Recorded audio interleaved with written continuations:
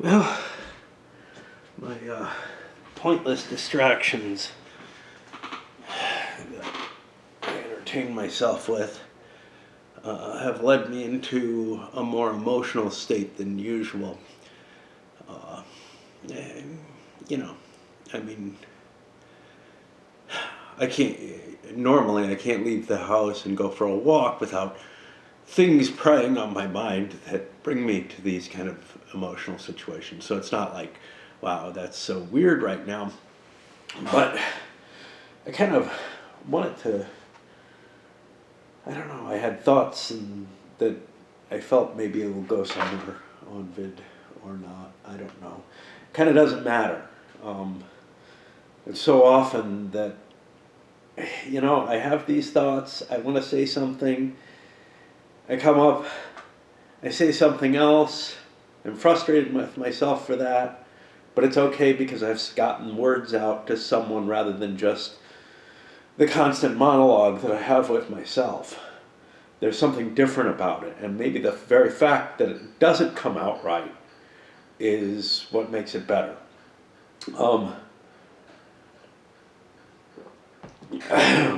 because we like to do backstories on everything, in this case, of course, assuming that you know the general flow of the game so far and what the basic rules are, although, honestly, as usual, I'm kind of faking the rules.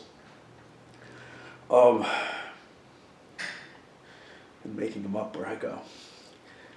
But,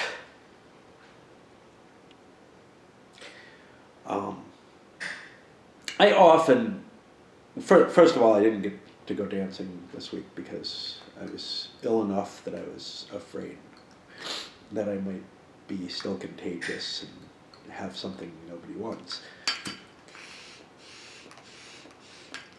So, in all my compassionate wisdom, I avoided that. And that means that I have this Saturday, in fairly normal shape as opposed to whatever I'm recovering from the night before. Although I am still recovering from the illness and whatnot. But, yeah, I mean, everything hurts through my chest and back and everything. And that may not go away. Who knows? But I often will end up, just watching lots of news shows. That's my usual daily diet of avoiding anything, and sometimes some documentaries and history stuff that I have in a stack. But instead, somehow or another, I blundered into reviews comparing the Cats the stage show with the musical, with the movie. Well, they're musicals. And the first one was kind of a nice detailed look into what wrong with the musical aspects of it. But some of the music started sending me emotionally over. And part of this is weird because I don't like musicals. And I've never seen either version of Cat. Well, I mean, you can't really say either version because I guess there were a lot of different changes throughout the theater versions. But most of it was taken from, I guess, a 1998 movie of the live performance. But there were shots from other performances as well.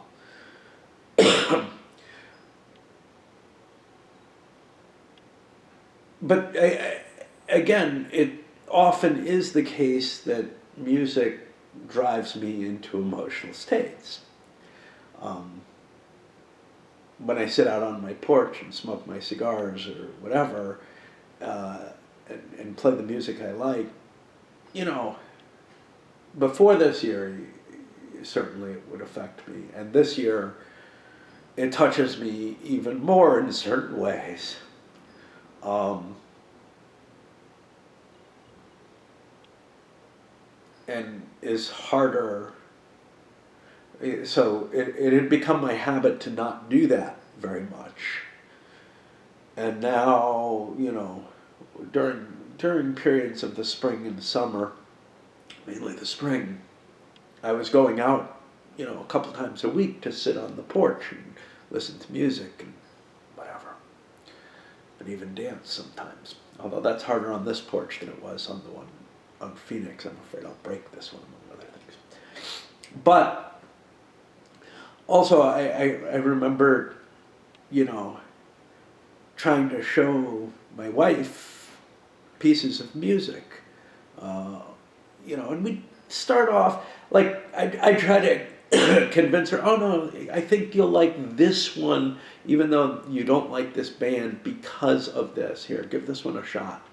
And sometimes I'd be right, sometimes I'd be wrong, but what would happen is, what happened when I was looking for music on my own, I would just follow, the trail. I'd see another video that I want to see, or I'd think of something and search that out instead, or whatever. And somehow that would happen sometimes. It's actually one of the ways we first interacted online, I guess. I mean, not really first, but as it grew obvious that there was an interest on both sides, and I mean, we had an online-only relationship for a couple of years. I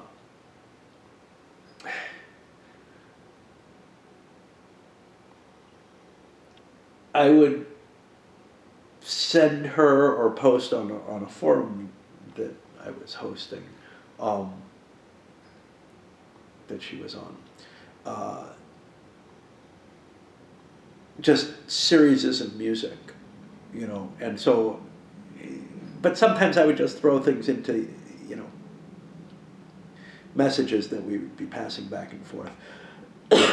And I would put a song or two into each message or whatever, and she would put things in too. And I don't know how much, I get the feeling we both kind of didn't really click with each other's music terribly well. I know I didn't get much from most of hers, and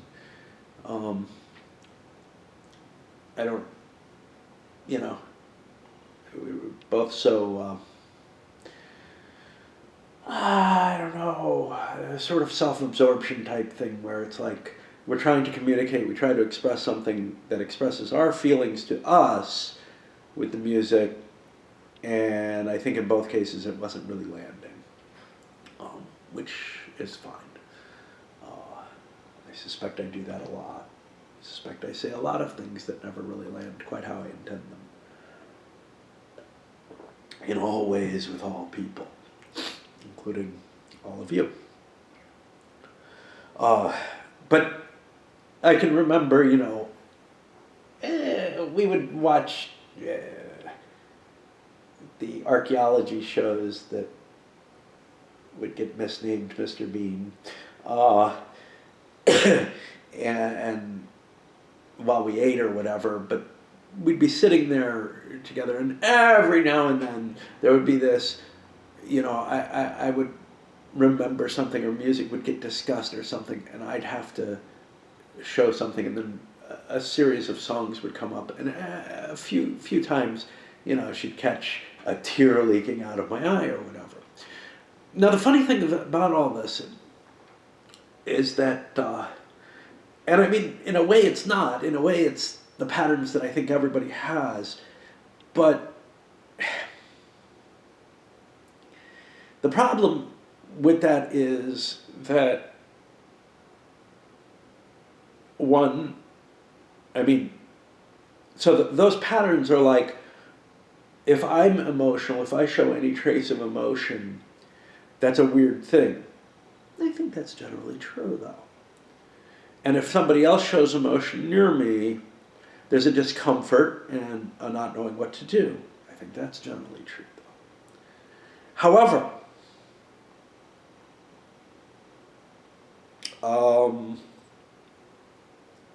from what other people tell me, not just, hey, I'm like that, I'm the same as other people or whatever. From what other people do tell me, I come across as very distant. I don't like to touch. Uh, I'm more perhaps cold and judgmental about other people's emotions than most people are, but I don't know that I really feel that. Again, from my point of view, it doesn't really feel that way. Obviously, there are the key things, that go along with the autism. Not looking, and no, it's fucking Asperger's, it's not autism. I'm sorry, it's autistic related. But like not being able to look at somebody in the eye, and I don't look at you in the eye even, it's the 1,000-yard stare,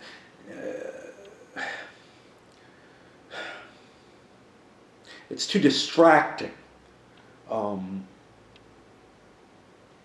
it's uncomfortable, sort of. It's not necessarily a horrible thing. It's not like it's impossible. It's unnatural, to look at someone, unless, you're having a staring contest, in which case it's just necessary and you win. But yeah, people usually comment, if anything, that I seem cold about certain things, but other times I think they seem like I get too emotional about certain things. I can remember, like, I would read from the history book in school. They used to have us read, and I'd get made fun of for the, wow, you really must love that, or it's not a play. It's like, I'm reading it aloud. I don't want to sound like the people who are like, the way I read my rules, Danzig and the Fort of Weichelmund have a shaded killing zone, and it would be foolish to. There's like no emotion, no feeling, nothing in it. Whereas, to me, it's like, well, part of the point is to make something somewhat more enjoyable. Why don't I do it with the rules? Shut up. Because they're written like a technical manual, and you can't read a technical manual in that way. Whatever. And that's probably the way that they feel about me. You can't read history that way. It's not Shakespeare. Yeah, I don't know. But I think what it is that, there's a spectrum of how people are in various circumstances and whatever, and God, my throat hurts. And the more, I follow those general patterns that other people have. I'm just on that colder, more distant side in general. But in some ways I feel like I'm not, in the sense that, like, maybe because of my obvious discomfort or whatever, people have to shield that more from me. But I feel like these little pieces where some emotion leaks out or whatever, like I was talking about, I'm listening to some music, a tear comes down, and my wife would react, she would be surprised by it, and I would be shocked in a similar way to see her react in that kind of way to something of that nature.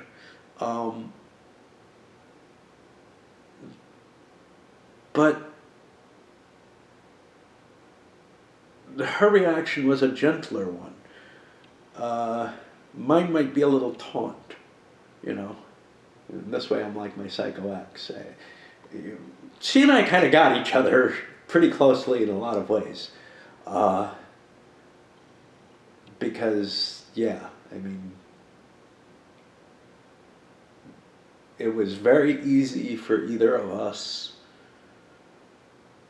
to show emotions and to make fun of the other for showing emotions and to accept that ribbing in the proper sort of way, and it just pattered back and forth in the same way that, you know, my recently passed wife or my prior wife, or other girlfriends and I could patter about things. It was all very, very similar, but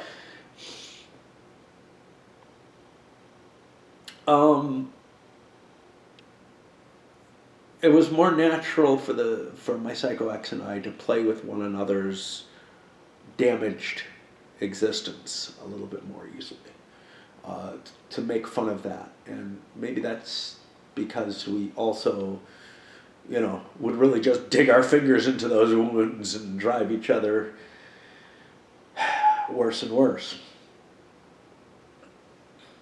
And that, you know, is sort of the bargain that I've made everywhere else not to do somehow. I don't know, you know.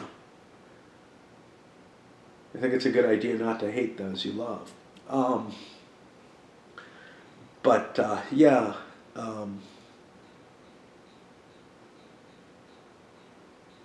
It's that, you know what it is? It's that things that don't, it's that I don't show a whole hell of a lot of emotion during a lot of situations. I certainly don't show the affection, but I also, I show irritation. You damn well know that. But I do lock things away a lot until they boil over or whatever. And, you know, honestly, my past wife was very similar. Maybe she was more emotional early on and then kind of learned not to be, that it wasn't safe around me, maybe. I know her judgment was that she couldn't trust me in such things. Like, and I'm not sure why, but,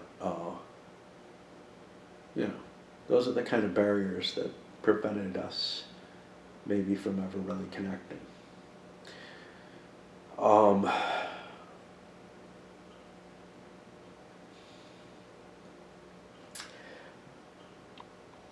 But the fact that, like, something as trivial as a song, you know,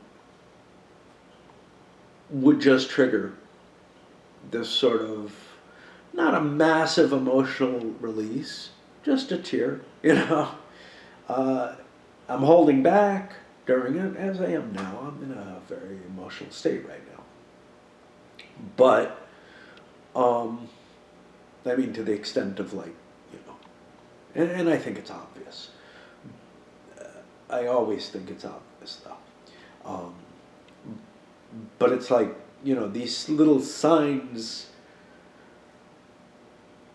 that come from something so little, when then, you know, there's almost this, I don't know,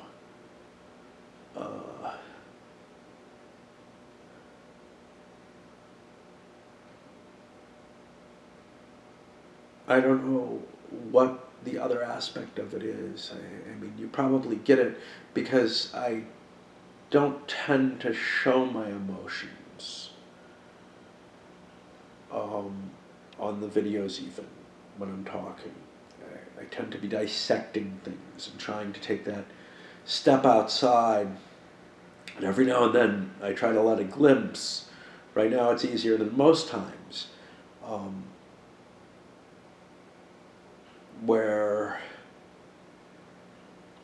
and anyway, you know, the thing that I'm thinking is that there's sort of a surprise, and there's something of a surprise factor to me, although I do it on purpose, because I enjoy the feeling that's right around on that edge. I enjoy that sadness, or I guess happiness, if I could remember what that was like.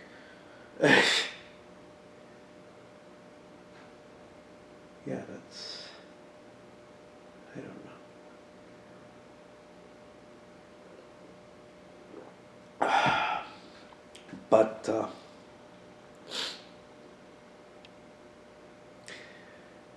I guess the big thing that I did want to look at, though, was this sort of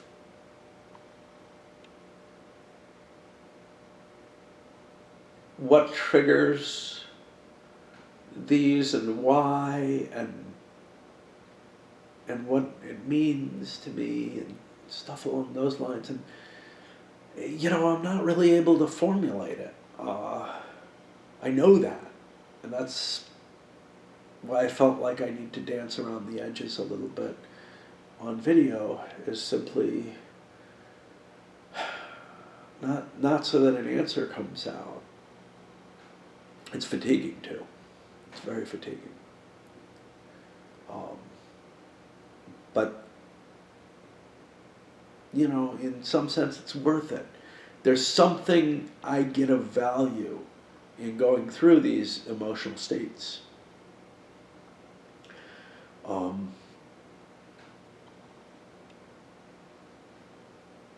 And then, yeah, and I think I've mentioned this before, sometimes we would end up having, either listening to the music, or that would prime things enough that we would have discussions about things that were kind of important to us for a little while. But then kind of that fatigue, that cost cuts in, and it's like, yep, I gotta run away and do something that's not at all like of value. Like, I can remember times when I would kind of express and make it clear that, yeah, I really can't take any more of this. And it's not like it's a negative thing, we're having this soul-to-soul talk or experience or whatever together, and sometimes it would be her. And again, I'm attracted to people who are kind of like me, and people who are kind of like me, I think are pretty fucking rare. I mean, that's why it's so difficult for me to deal with the concept of, oh, well, if you describe this, it sounds like what everybody does. Yeah, but it's not. I mean, that's the whole thing. There's a reason that that I don't mesh with other people nicely, and that people tend to think of me as pretty fucking weird when they do meet me.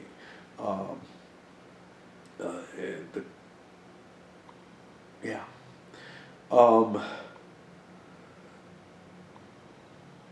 And so it's almost like I just dropped this barrier, and it's like it goes from this very rich emotional situation,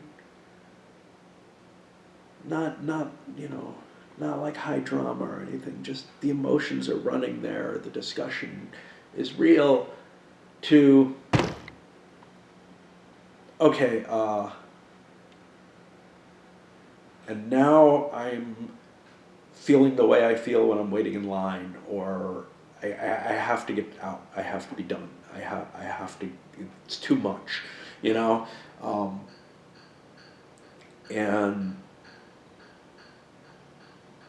almost invariably one or the other of us, when one person cuts it off, it's so obvious that yes, it has to end, but the other person feels let down, right? And maybe we both do, because I can remember cutting things off, going and doing something that's so unimportant, like, but just being alone, because that's the important part, being alone and not thinking hard and not doing anything particularly. And realizing that, wow, I really wish that had continued. And it's my fault it didn't, Or other times, and that actually gnaws more than being cut off. Being cut off, it's like, well, that sucks, but okay, they have their needs. What's worse is when it's my needs that cut in, and then afterwards I'm regretting. It's like maybe if we'd said, look, give me 5 minutes or something. But that was never the way of it, because it's a continuous sort of thing, and it's only going on because it's going on, and as soon as it stops, it's over. Yeah. Oh well. Anyhow, I hope these words mean something to somebody, or maybe to me, or help me somehow, but whatever. Cheerio.